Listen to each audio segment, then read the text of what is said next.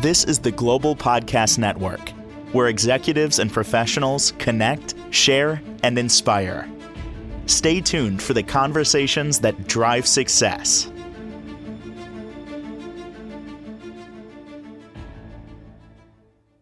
And welcome back, everyone. The levels of addiction in our country has escalated since COVID. And many people are working on that, trying to get over that and recover. What does recovery look like? And why is so much stress connected to it? We're going to dig into that today. He is a licensed addiction therapist and owner of Stress Free Recovery, based out of Baltimore. James Martinez is on the program once again. How are you doing today? Steve, thank you for having me back. Great to have you here. So important that we dig into this. And for all sides, somebody that is maybe facing recovery or somebody walking that journey with a loved one. And you built a practice that focuses on all aspects of the recovery, stress being one of them. Where does the stress come from? Is it the pressure that somebody puts upon themselves, knowing they need to get this done, but it's not easy? Well, when people think of recovery, they automatically think of addiction. Sure. And when we think of addiction, we sort of like automatically think about the negativity of the consequences and how it affects us. Mm-hmm. And we all know that it's a domino effect. If someone is having some type of alcohol or drug problem or a behavioral addiction like gambling, the consequences might be that affects their health, their finances, relationships with loved one. And that in itself, the addiction in itself is the stress part. Now, recovery is really more about getting that individual that's feeling all that stress to a healthy state.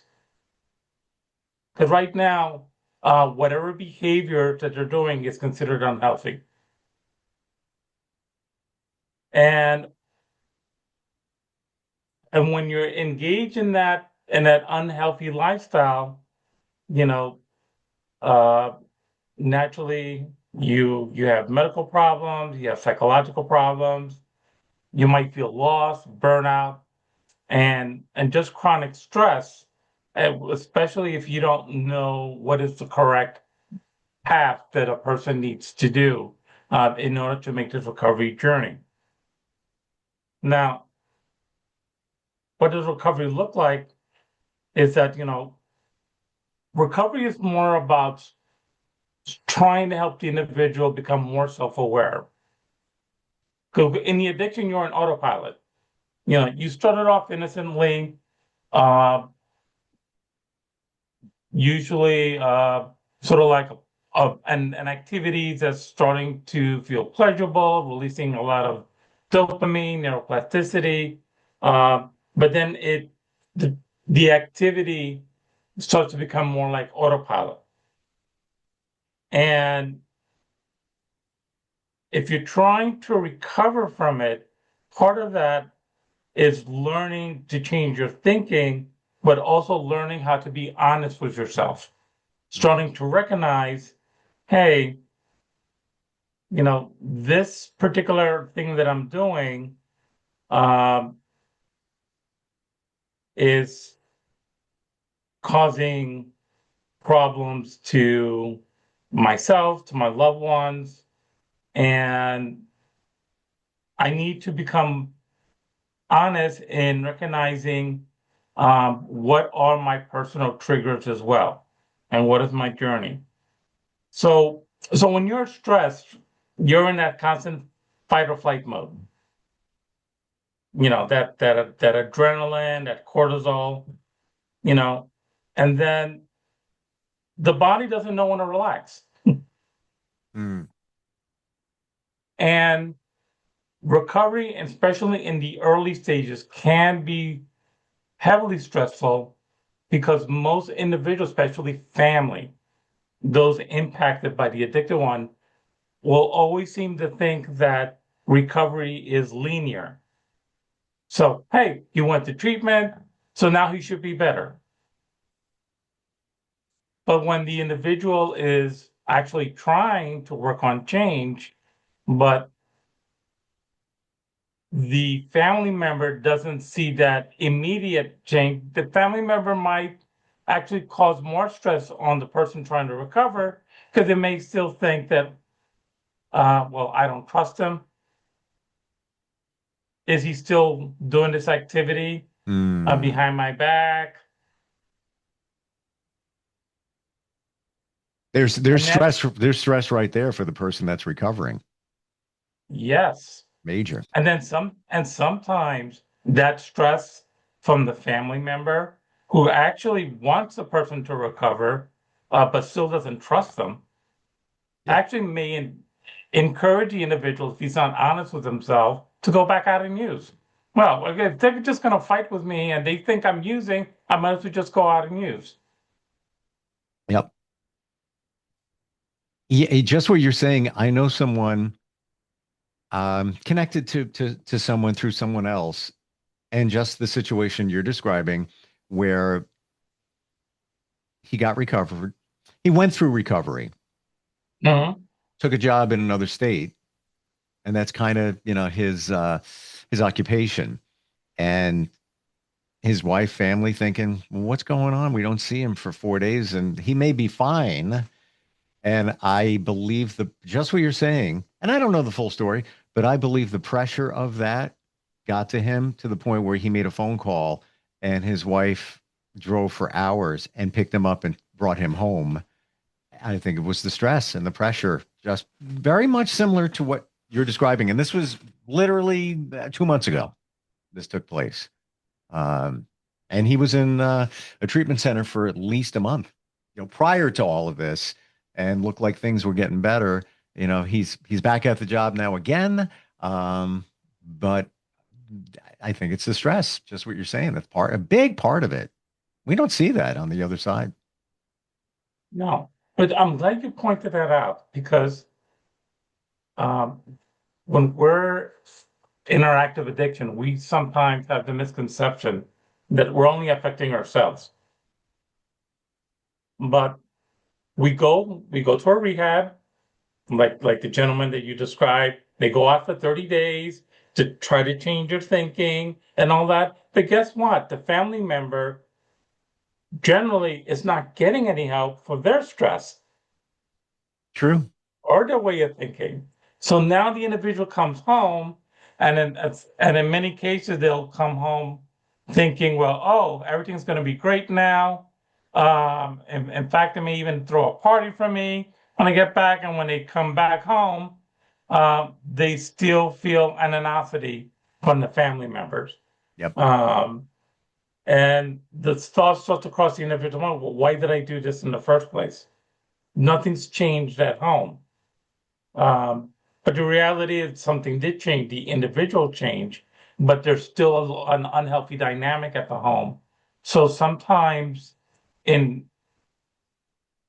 my line of work, we also have to help work with the family members as well. Because when trust is broken down, communication is broken, and sometimes the person that's in recovery doesn't know what he needs to do to regain that trust back. The person could be going to AA meetings, for example, 6, 7, 8 months. The family member still doesn't trust them because the family member is still remembering that emotional connection to the past, the negativity. And they still have that fear that the person may just go back. So then part of working with family members is opening up that communication, so then trust can be developed, and then there's some understanding by the affected family member, hey, because it's only fair that if I'm the person in recovery, you don't trust me, what do I need to do to regain your trust? And if I did it, then what's the problem now? And not to take anything away from the family members, they want the best for the person in recovery, there is stress there, but sometimes it seems like that stress can overpower the person in recovery, and put that pressure on them, not making it any easier. So interesting enough, chronic stress and addiction play out in the same areas of the brain. Wow. Very similar pathways because a lot of this has to do with the reward and the survival, the fight and flight. Sure.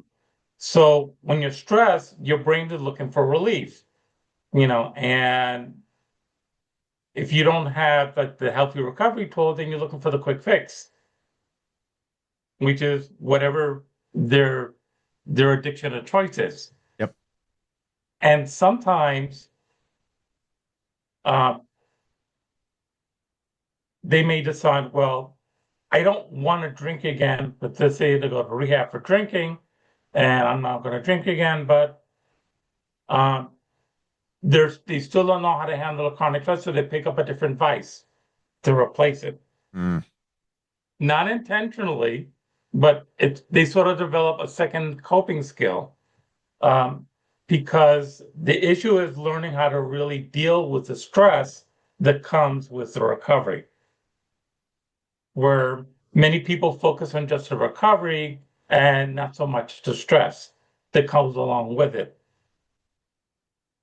So would you say that it is, interesting that we're, what's being revealed here? Would you say that many times stress leads to addiction, and now we have recovery, and there's stress there as well? Correct. Wow. That layers of challenge. You think you're out of it, and now you're right back into it. What would you say in your experience, James, with stress being a major factor in addiction? Like, would you say, and not scientific here, if it's 100%, yes, all addiction connected to stress, it's not. But where would you put that number? What do you think? Again, this is just a guesstimate, but just to have a little bit of a barometer there. What do you think? I think that's a hard number to actually place, but there's definitely a very strong connection. Okay.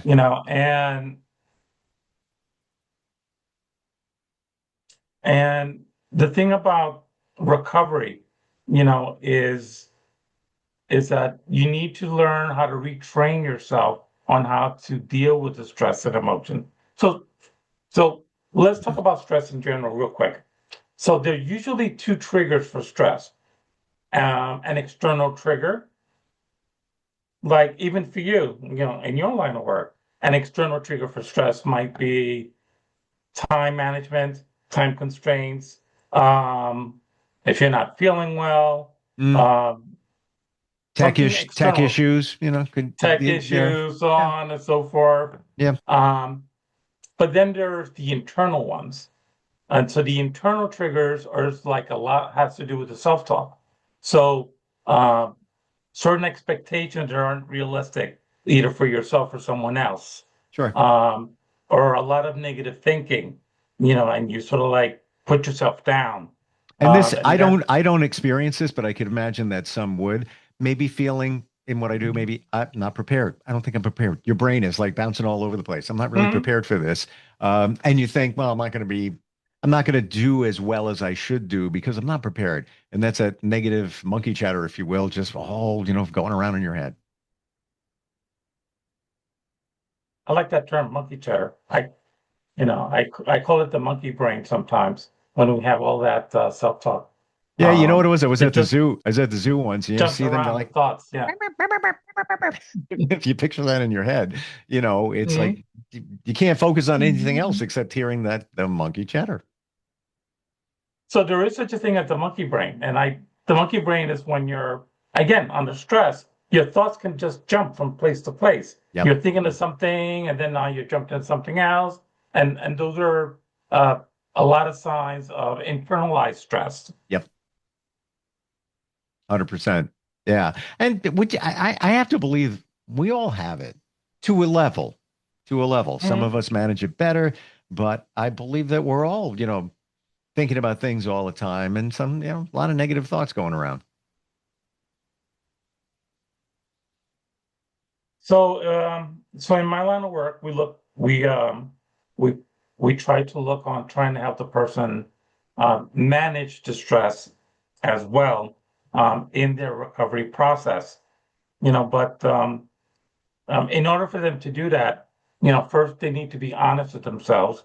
Even when you go to 12-step fellowship like AA, NA, it's one that are the pillars, to be honest, open, and willing. Hmm. To be able to accept. And harping on that is also learning how to connect with other people. In addiction, interesting enough, most addictions start socially.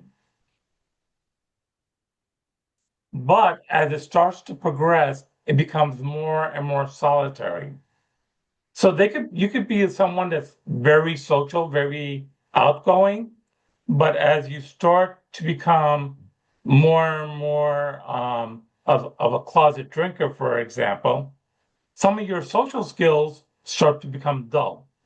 And then you start to have, you come into recovery and we suggest, hey, it would be good if you learn how to connect with people, learn to talk more about your feelings and your thoughts, and that social anxiety, fear kicks in because these are skills that they haven't been using for quite some time, Mm. even though they have outgoing personalities. So then we have to sort of like help retrain them, Wow. and then the last piece, naturally, with any recovery program, what's going to help regain that trust, that's going to help relieve that stress, is being consistent. Mm.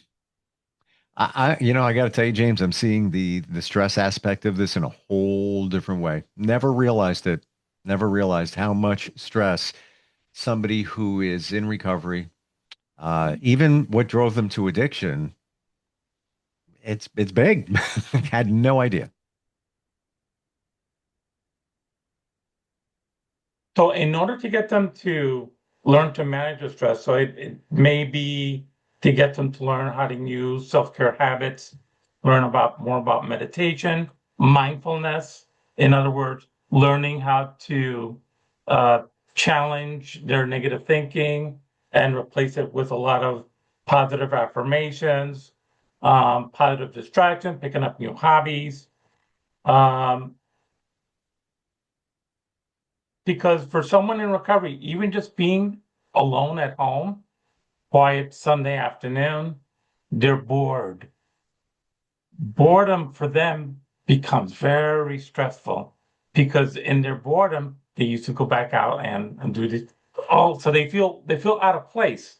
I normally am doing this, but now I can't do this. What do I do now? So Mm. there are many aspects of stress in the recovery process. So we try to work with them. And naturally, this is a process. So I always tell individuals that recovery is not a destination.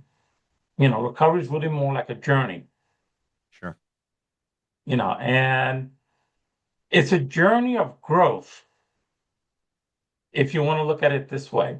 You know, it's really an opportunity where you can actually become a better person. And even if when you're trying to rebuild that trust, some of the bonds can actually be stronger than before this whole addiction process started. Wow. There's so many pieces of this that those not involved in it don't see it and realize it, what's going on here. Mm. What what's your advice for somebody? We'll look at it both ways. Somebody who Uh-huh. is dealing with addiction, is this is resonating. They're feeling that stress. And even looking at the road to recovery, potentially more stress. What's your advice to them?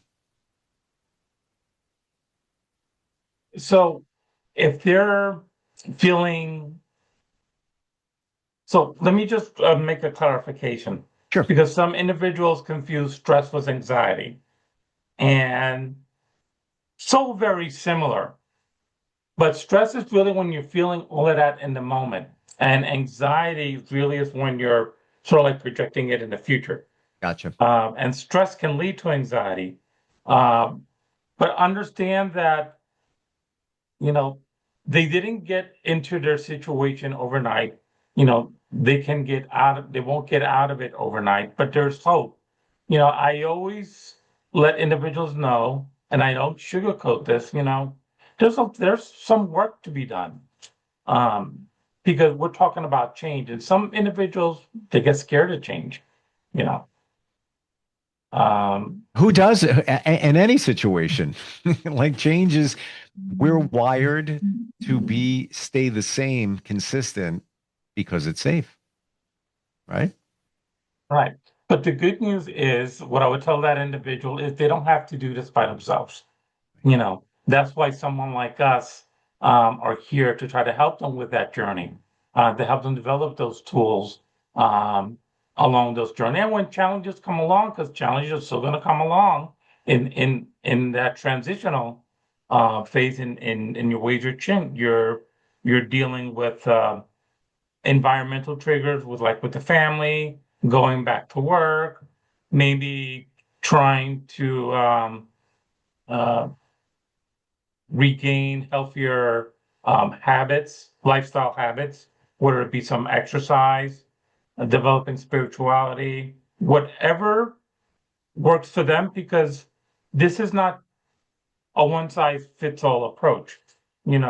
Your journey is tied to your beliefs, who you are, and what might work for, let's say, someone today. Maybe somebody else may have a different approach, may be more beneficial for them. So that is pretty much how long what I do, and that's why one of the things that we also do is, because people eventually go back to work. Let's say like the individual, your friend who did the rehab, I'm sure he had to go back to work at some point. And then you have the regular therapist. Oh, I only work 9 to 5. You need to see me at 3 o'clock. And then the guy is thinking, well, I'm working. I can't stop and all that. So then we offered the convenient evening and weekend hours for those individuals to take that one other stress trigger off their plate. When you said that, and that person is asking for help, but has to be at work and knowing, what am I going to do now? I felt that stress. Seriously, thank you for making those times available, because there's life that needs to be lived along the way. James, what's the best way for somebody to reach out to you, whether they are struggling or even if it's a family member that wants more information? They can visit my website, stressfreerecovery.com. There you'll find you can actually request a free consultation, or you can call us directly at 888-517-3268. You can leave a voicemail message, and as soon as I have an opportunity, I will get back to you. Beautiful. Thank you so much for bringing this to our attention. I know your practice is called stressfreerecovery.com. Now I truly understand why, the impact of stress. Thanks for being here today. Appreciate it. Thank you for having me again, Steve. We'll catch up soon. We'll be right back. This is the Global Podcast Network, where executives and professionals connect, share, and inspire. Stay tuned for the conversations that drive success.